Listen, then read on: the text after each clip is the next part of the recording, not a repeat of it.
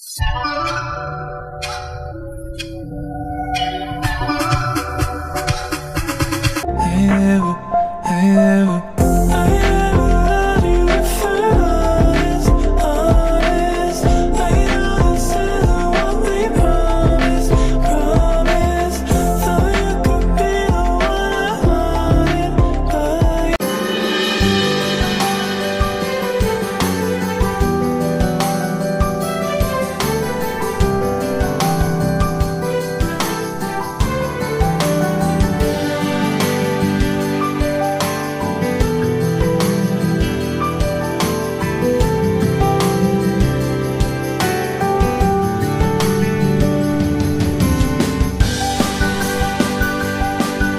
kedua saya, apakah keburukan memberi barang secara dalam talian?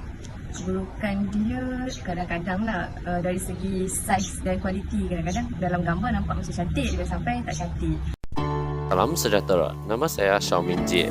Mission number 277324. Hari ini kita nak memperkenalkan cabaran yang dihadapi semasa melaksanakan tugasan kita. Cabaran pertama ialah masalah capaian internet yang lemah. Hal ini kerana setiap hari kumpulan menggunakan internet masing-masing yang kadang-kala mengalami masalah capaian sehingga menyebabkan beberapa tugasan tergendara.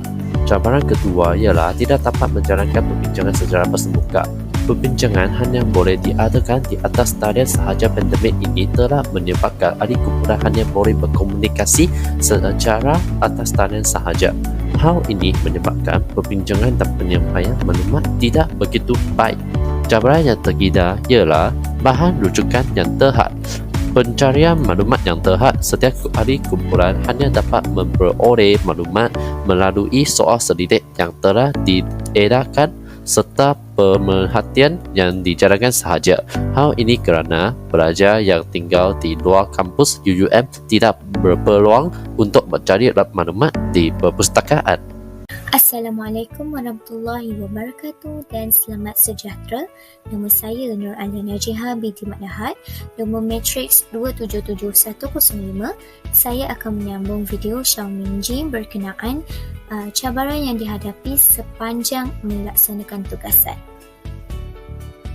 Cabaran lain yang dihadapi semasa melaksanakan tugasan ialah sikap bertangguh kerja.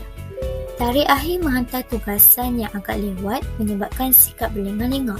Sebagai contoh, menonton televisyen, membuat tugasan subjek lain dahulu dan sebagainya. Oh tidak, 6 Januari 2022.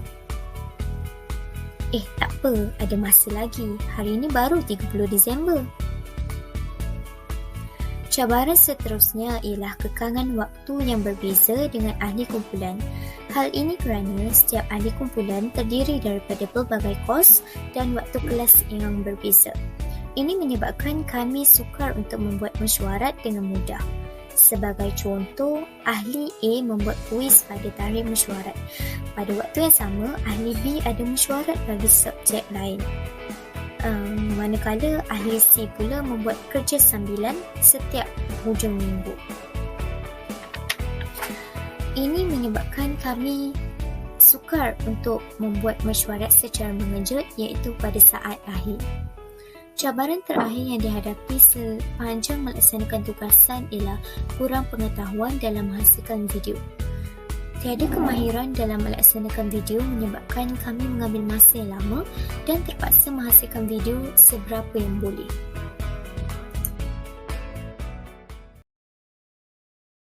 Selamat sejahtera, nama saya Tijahi, nombor matrik 277222.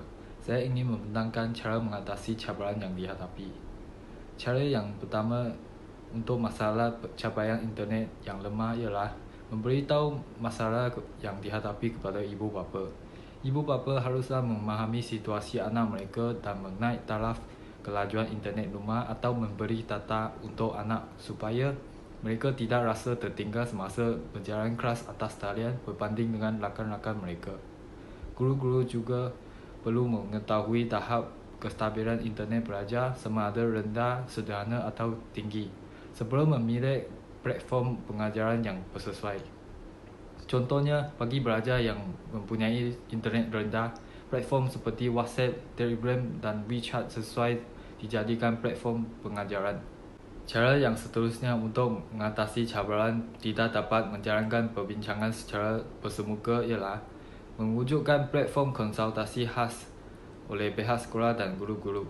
Platform ini perlu diuak-uakan kepada murid bagi membolehkan mereka menghubungi guru-guru sekiranya mereka mengalami masalah tentang pelajaran mereka. Pelajar dan rakan boleh mengadakan mesyuarat atas talian dengan menggunakan aplikasi seperti Google Meet, Zoom atau Webex. Oleh itu, setiap ahli kumpulan boleh mendapatkan balasan terhadap suatu masalah dengan cepat. Pelajar-pelajar juga boleh sentiasa berdisiplin semasa menjalankan sesi perbincangan dengan membuat recording atau mencatat nota-nota dengan menggunakan Microsoft Word atau secara tulisan tangan. Cara bagi mengatasi masalah bahan rujukan yang terhad ialah pelajar yang berada di luar kampus boleh mendapatkan bahan rujukan daripada Google atau perpustakaan atas talian seperti UME Resources. Pelajar yang berkemampuan juga boleh mendapatkan bahan rujukan dari Shopee, Lazada atau Mudah. Yang seterusnya, bagi sikap bertangguh kerja, cara yang sesuai ialah pelajar sendiri yang perlu merancang masa untuk menyelesaikan tugas-tugas. Pelajar haruslah memastikan diri sentiasa alert akan masa pembelajaran dan disiplin diri dengan sentiasa menyiapkan tugas tanpa didesak oleh rakan-rakan atau guru.